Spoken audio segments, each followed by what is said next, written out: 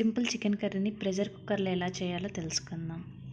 Mixing jar తీసుకొని అందులోకి 1 table spoon ఎండు కొబ్బరి, చిన్న దాల్చిన చెక్క, 2 లవంగాలు, 6-7 మిరియాలు, పుదీనా, కొత్తిమీర, ఒక మీడియం సైజ్ టమోటా, ఆనియన్, 3 ఎండుమిర్చి, 1 టేబుల్ స్పూన్ ధనియాలు, ఒక చిన్న అల్లం ముక్క, 6-7 వెల్లుల్లి రెబ్బలు వేసుకొని ఫైన్గా గ్రైండ్ చేసి పక్కన ఉంచు. ముందుగా స్టవ్ వెలిగించి కుక్కర్ పెట్టుకొని 2 టేబుల్ స్పూన్ల ఆయిల్ వేసుకొని అందులోకి కరివేపాకు, పచ్చిమిర్చి, ఆనియన్, టమోటా, పుదీనా, కొత్తిమీర వేసుకొని ఫ్రై చేసుకోవాలి. ముందుగా శుభ్రంగా కడిగి ఉంచుకున్న చికెన్ వేసుకొని చిటికెడు పసుపు, ఉప్పు వేసి చికెన్లో వాటర్ సపరేట్ అయ్యేంత వరకు ఉడికించుకోవాలి.